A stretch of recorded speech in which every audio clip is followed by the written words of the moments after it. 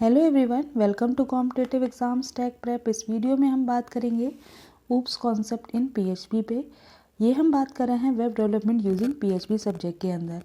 So friends, आज हम देखने वाले हैं ऊप्स कॉन्सेप्ट को पीएचपी के अंदर क्या होता है ऊप्स कॉन्सेप्ट, इसमें कौन कौन से कॉन्सेप्ट जो है वो हम डिस्कस करने वाले हैं, ये सब जानने वाले हैं इस वीडियो में। तो वीडियो बहुत ही यूज़फुल होने वाली है, पूरा एंड तक वॉच करिएगा। और अभी तक आप मेरे चैनल पे जुड़े नहीं हैं तो जुड़ जाइए, कर लीजिए चैनल को सब्सक्राइब और बेल बटन को प्रेस कर दीजिए, जिससे मेरे आने वाली वीडियोस की नोटिफिकेशन आपको मिलते रहे और ऐसी यूज़फुल वीडियोस आप देख पाएँ। फ्रेंड्स, आप मुझे टेलीग्राम पे फॉलो कर सकते हैं, जिसका लिंक डिस्क्रिप्शन बॉक्स में दिया हुआ है, आप वहाँ से चेक करके ज्वाइन कर सकते हैं।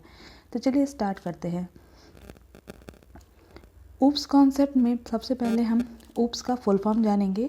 तो ऊप्स का फुल फॉर्म क्या है? Object oriented programming. तो ऑब्जेक्ट ओरिएंटेड प्रोग्रामिंग क्या है? इसमें सबसे पहले हम ऑब्जेक्ट ओरिएंटेड को समझते हैं। तो ऑब्जेक्ट ओरिएंटेड एक ऐसा अप्रोच है सॉफ्टवेयर डेवलपमेंट के लिए जिसमें हम क्या करते हैं, मॉडल्स को इम्प्लीमेंट करते हैं। ठीक है, रियल वर्ल्ड में मॉडल को इम्प्लीमेंट करते हैं। और ऑब्जेक्ट्स इसमें क्या हैं? ऑब्जेक्ट जो होते हैं, जैसे कि मान लीजिए कोई एम्प्लॉयज़ हो गए, फिर कार्स हो गई, बैंक अकाउंट्स हो गए, ये सारे क्या है? ऑब्जेक्ट हैं। और इन्हीं की प्रॉपर्टीज़ और मेथड्स को डिफ़ाइन करता है हमारा क्लास। यानी क्लास जो है वो डिफ़ाइन करता है properties and method of real world objects. ठीक है, या फिर आप कह सकते हैं कि क्लास का ही कंपोनेंट क्या है? ऑब्जेक्ट है। फॉर एग्ज़ाम्पल, मान लीजिए कि हमने बोला कि एप्पल जो है वो एक फ्रूट है, मैंगो भी एक फ्रूट है और ग्रेप्स भी एक फ्रूट है। लेकिन ये आपस में ये क्या कर रहा है, जो आपका एप्पल है वो यूनिकली आइडेंटिफाई कर रहा है। दैट्स वाई ये क्या है? ऑब्जेक्ट है। तो ऑब्जेक्ट जो होते हैं वो अपने आप को यूनिकली आइडेंटिफाई करते हैं। इसी तरह से मैंगो भी ऑब्जेक्ट है और ग्रेप्स भी ऑब्जेक्ट है। लेकिन ये सारे क्या हैं? फ्रूट्स हैं। तो ये किस क्लास के होंगे? फ्रूट क्लास के। तो फ्रूट क्या हो जाएगी? यहाँ पे क्लास हो जाएगी। और क्लास का कंपोनेंट होता है ऑब्जेक्ट। ठीक है, सो बेसिक कंपोनेंट जो ऑब्जेक्ट ओरिएंटेशन के हैं वो है ऑब्जेक्ट ओरिएंटेड एनालिसिस, जिसमें हमारा सिस्टम फंक्शनैलिटी होती है, उसको डिस्कस करते हैं। देन ऑब्जेक्ट ओरिएंटेड डिज़ाइनिंग, इसमें हम सिस्टम का आर्किटेक्चर पढ़ते हैं। And then object oriented programming, जिसमें हम एप्लीकेशन को इम्प्लीमेंट करना सीखते हैं। सो आपको क्लियर हुआ होगा कि 3 बेसिक कंपोनेंट होते हैं ऑब्जेक्ट ओरिएंटेशन के। पहला तो होता है आपका सिस्टम की फंक्शनैलिटी करने के लिए, जिसको हम ऑब्जेक्ट ओरिएंटेड एनालिसिस कहते हैं। देन सिस्टम का आर्किटेक्चर डिफाइन करते हैं हम ऑब्जेक्ट ओरिएंटेड डिज़ाइनिंग में। और इम्प्लीमेंटेशन ऑफ एप्लीकेशन में हम ऑब्जेक्ट ओरिएंटेड प्रोग्रामिंग जो है वो आपका, उसमें हम एप्लीकेशन को इम्प्लीमेंट करते हैं। फाइन। सो सबसे पहले हम देखेंगे कि ऑब्जेक्ट ओरिएंटेड प्रोग्रामिंग में कौन कौन से कॉन्सेप्ट को पढ़ना है। तो सबसे पहले हम बात कर लेते हैं क्लास की। क्लास क्या होता है? ये एक प्रोग्रामर डिफाइंड डेटा टाइप है। ठीक है, जिसमें आपके local function as well as local data को हम इंक्लूड करते हैं। ठीक है, एक तरीके से आप कह सकते हैं कि जो क्लास है वो है आपका टेम्पलेट। ठीक है, जिससे हम ऑब्जेक्ट्स को बनाते हैं। ठीक है, तो ऑब्जेक्ट क्या है, क्लास क्या है? आपका डेटा टाइप को डिफाइन करता है। ठीक है, यानी प्रोग्रामर जो है वो आपका इसको डिफाइन करता है और इसमें local function as well as local data को हम इंक्लूड करते हैं। यानी यहाँ पे हम क्लास के अंदर लोकल फंक्शंस को डिफाइन कर सकते हैं और लोकल डेटा को डिफाइन कर सकते हैं। क्लास को आप एक तरीके से कह सकते हैं कि इसको हम यूज़ करते हैं ऑब्जेक्ट को क्रिएट करने के लिए। देन ऑब्जेक्ट क्या है? जो आपका an individual instance of the data structure defined by a class. यानी क्लास जो है वो जो भी डेटा स्ट्रक्चर इंडिविजुअली डिफाइन कर रही है, जैसे हमने फ्रूट कहा, तो फ्रूट क्लास इंडिविजुअली किस डेटा स्ट्रक्चर डिफाइन कर रही है? एप्पल को, मैंगो को। तो ये सारे के क्या हैं? ऑब्जेक्ट हैं।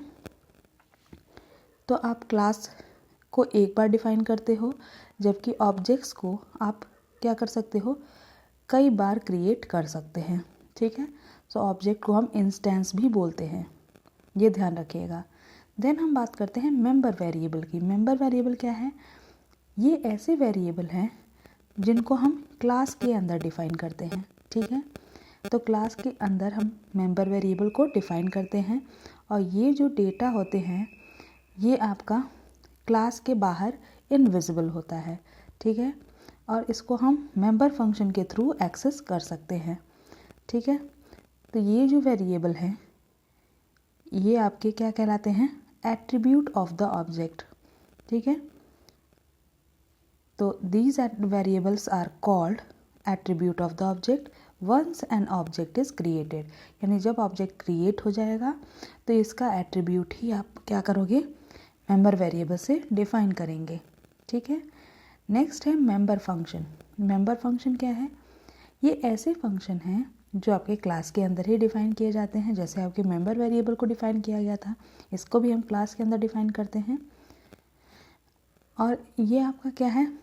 इसको भी हम क्लास के अंदर डिफाइन करेंगे, मेंबर फंक्शन को भी। और ये हम यूज़ करते हैं ऑब्जेक्ट को एक्सेस करने के लिए। यानी जब भी हमको ऑब्जेक्ट को एक्सेस करना होगा तो हम मेंबर फंक्शन का इस्तेमाल करेंगे। देन हम कॉन्सेप्ट पढ़ते हैं इनहेरिटेंस। ऑब्जेक्ट ओरिएंटेड प्रोग्रामिंग में सबसे इम्पॉर्टेंट जो आपका टॉपिक है वो है इनहेरिटेंस। तो इनहेरिटेंस क्या करता है? जब भी आप किसी क्लास को डिफाइन करेंगे तो आप क्या करोगे? उसके एग्जिस्टिंग फंक्शन को पेरेंट क्लास से चाइल्ड क्लास में इनहेरिट करेंगे। तो इसी प्रोसेस को हम बोलते हैं इनहेरिटेंस, ठीक है। यानी चाइल्ड क्लास जो है वो किसी भी पेरेंट क्लास के सारे मेंबर फंक्शंस या कुछ मेंबर फंक्शन और वेरिएबल को इनहेरिट करेगा अपने चाइल्ड क्लास में। तो क्लास का कुछ जो डेटा है जैसे मेंबर फंक्शन हो गया, वेरिएबल हो गया, ये सारा आपका चाइल्ड क्लास में जो है वो इनहेरिट कर लिया जाएगा, ठीक है। तो पेरेंट क्लास क्या है? पेरेंट क्लास आपकी वो क्लास है जो कि आपकी दूसरे क्लास द्वारा इनहेरिट की जाती है। यानी उसकी प्रॉपर्टीज़ को क्या किया जाता है? दूसरे क्लास में हम इनहेरिट करते हैं यानी लेते हैं, ठीक है। तो जो आपका पेरेंट क्लास होता है उसको हम बेस क्लास भी कहते हैं। क्या कहते हैं? बेस क्लास भी कहते हैं या सुपर क्लास कहते हैं। और जो चाइल्ड क्लास होता है वो आपका क्या करता है?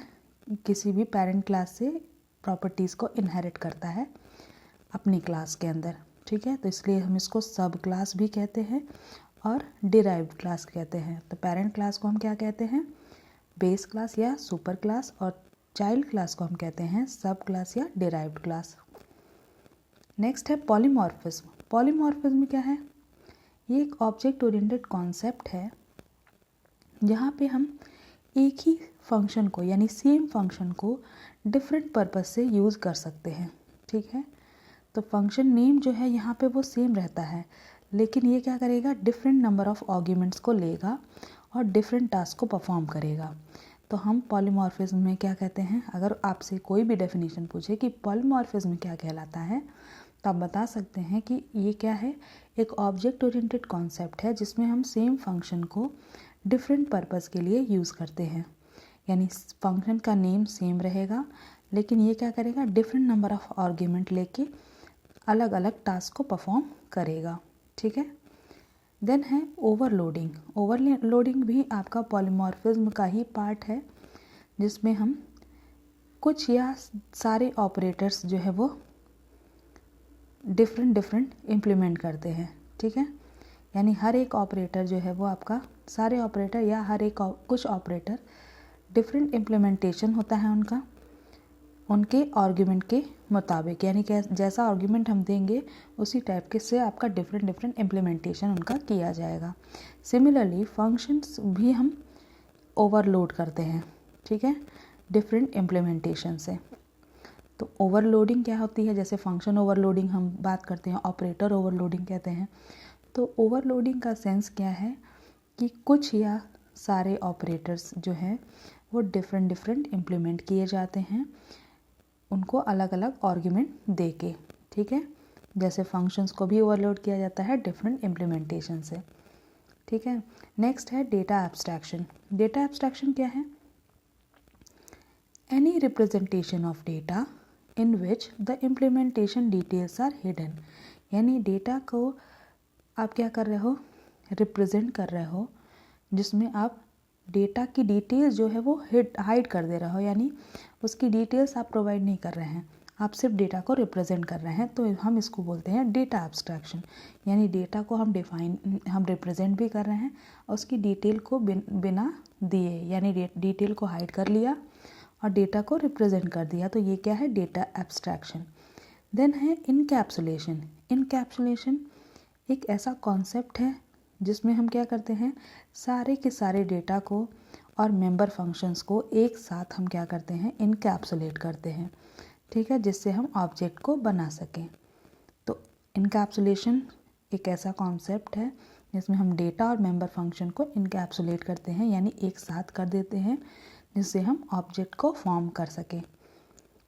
देन है कंस्ट्रक्टर। कंस्ट्रक्टर क्या होता है, ये एक स्पेशल टाइप का फंक्शन होता है, ठीक है, जो ऑटोमेटिकली कॉल किया जाता है जब भी हमको क्या करना होता है, ऑब्जेक्ट को क्रिएट करना होता है।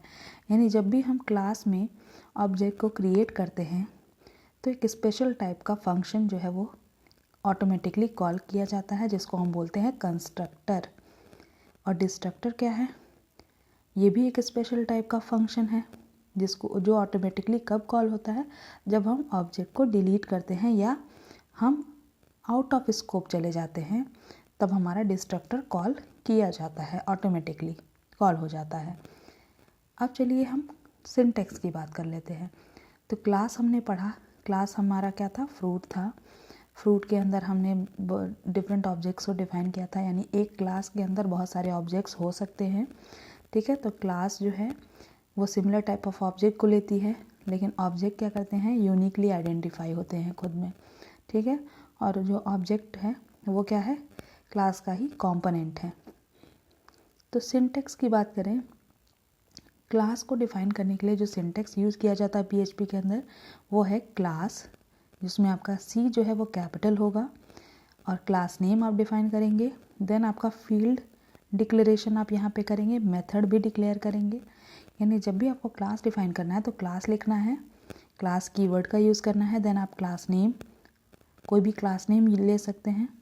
देन आप उसके कर्ली ब्रेसेस के अंदर आप क्या करेंगे, जो भी आपको फील्ड डिक्लेरेशन करना है और जो भी मेथड्स को डिक्लेयर करना है वो आप इसके अंदर कर सकते हैं, पैरेंथेसिस के अंदर, ठीक है।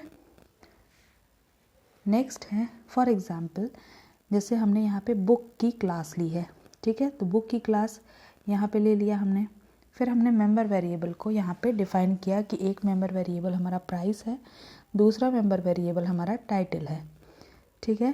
देन मेंबर फंक्शन को डिफाइन किया प्राइस को सेट करके, ठीक है, जिससे हम ऑब्जेक्ट को क्रिएट कर सकें। देन आपका यहाँ पे इस तरह से कैलकुलेट कर लिया गया। तो ये आपका एक क्लास का ही एग्जाम्पल है। देन हम बात करते हैं ऑब्जेक्ट की। जब आप एक बार क्लास बना लेंगे, क्लास को डिफाइन आपने कर लिया, उसके बाद हम बहुत सारे उसके ऑब्जेक्ट्स बना सकते हैं, ठीक है। उसी क्लास की बहुत सारे ऑब्जेक्ट्स हम क्रिएट कर सकते हैं। फॉर एग्ज़ाम्पल, अगर आपको ऑब्जेक्ट क्रिएट करना है न्यू ऑपरेटर की मदद से, तो जब भी हम ऑब्जेक्ट को क्रिएट करते हैं तो हम न्यू ऑपरेटर का यूज़ करते हैं। जैसे हमने कहा फिज़िक्स, तो फिज़िक्स न्यू बुक्स, तो बुक्स क्या है, क्लास है, उसमें हमने एक फ़िज़िक्स नाम का ऑब्जेक्ट बना लिया। इसी तरह से बुक्स के क्लास के अंदर ही हमने मैथ्स नाम का एक ऑब्जेक्ट बना लिया, और बुक्स के अंदर ही हमने एक केमिस्ट्री नाम का ऑब्जेक्ट बना लिया। तो इस तरह से हम कई सारे ऑब्जेक्ट को एक क्लास के अंदर डिफाइन कर सकते हैं, ठीक है। इस तरह से एग्जांपल यहाँ पे देख सकते हैं आप। सिंटैक्स देख लीजिए पहले कि आपको क्या करना है, ऑब्जेक्ट का नेम पहले लिखना है, देन आपका न्यू कीवर्ड को यूज़ करना है और क्लास नेम को डिफाइन करना है, ठीक है। तो आप याद रखिए ऑब्जेक्ट नेम, देन आपको इक्वल टू लगाना है, न्यू ऑपरेटर को यूज़ करिए और फिर क्लास नेम को लिख दीजिए, तो आपका ऑब्जेक्ट क्रिएट हो जाएगा, ठीक है। आई होप आपको क्लियर हो गया होगा। देन चलिए एग्जाम्पल देख लेते हैं कि यहाँ पे हमने एक पर्सन नाम की क्लास ली, ठीक है। फिर हमने यहाँ पे मेंबर वेरिएबल को डिफाइन किया और यहाँ पे हमने ऑब्जेक्ट को क्रिएट किया कि नेम नाम का ऑब्जेक्ट बनाया, ठीक है। और यहाँ पे हमने इसको डिफ़ाइन कर दिया। ठीक है, सो इस तरह से हम ऑब्जेक्ट का एग्जाम्पल देख सकते हैं। तो यहाँ पे हमने आपका नेम नाम का ऑब्जेक्ट बना लिया है। सो आई होप आपको ऑब्जेक्ट ओरिएंटेड प्रोग्रामिंग के सारे कॉन्सेप्ट क्लियर होंगे। एक बार कंक्लूड कर देती हूँ। ऑब्जेक्ट ओरिएंटेड प्रोग्रामिंग में आप क्या करते हो, ऊप्स कॉन्सेप्ट में आप क्लास को भी देखा आपने, देन ऑब्जेक्ट को देखा, देन आपने मेंबर वेरिएबल्स को देखा, मेंबर फंक्शन को देखा, इनहेरिटेंस का कॉन्सेप्ट पढ़ा, इनकैप्सुलेशन का, कंस्ट्रक्टर, डिस्ट्रक्टर, इस तरह से सारे आपके कॉन्सेप्ट ऊप्स जो ऑब्जेक्ट ओरिएंटेड प्रोग्रामिंग में यूज़ किए जाते हैं। ठीक है, जैसे हम जावा एक ऑब्जेक्ट ओरिएंटेड प्रोग्रामिंग है, उसमें भी आप सारे क्लासेस, इनहेरिटेंस, इनकैप्सुलेशन, पॉलीमॉर्फिज्म, ये सारे कॉन्सेप्ट पढ़ते हैं। उसी तरह से आपका जहाँ भी ऑब्जेक्ट ओरिएंटेड प्रोग्रामिंग यूज़ की जाएगी, ये सारे बेसिक कॉन्सेप्ट जो है वो हम यहाँ पे इंक्लूड करेंगे। तो PHP के अंदर भी ऊप्स को हम यूज़ करते हैं, इसलिए ये सारे आपके क्लासेस, ऑब्जेक्ट्स यूज़ किए जाते हैं। आई होप आपको क्लियर हो गया होगा। सो फ्रेंड्स, इस वीडियो में इतना ही, मिलते हैं अगले वीडियो में। अगर आपको वीडियो पसंद आई है तो ज़रूर लाइक करिएगा, अपने फ्रेंड्स के साथ ज़्यादा से ज़्यादा इस वीडियो को शेयर करिएगा, और चैनल को सब्सक्राइब नहीं किया तो कर लीजिएगा। Thank you for watching.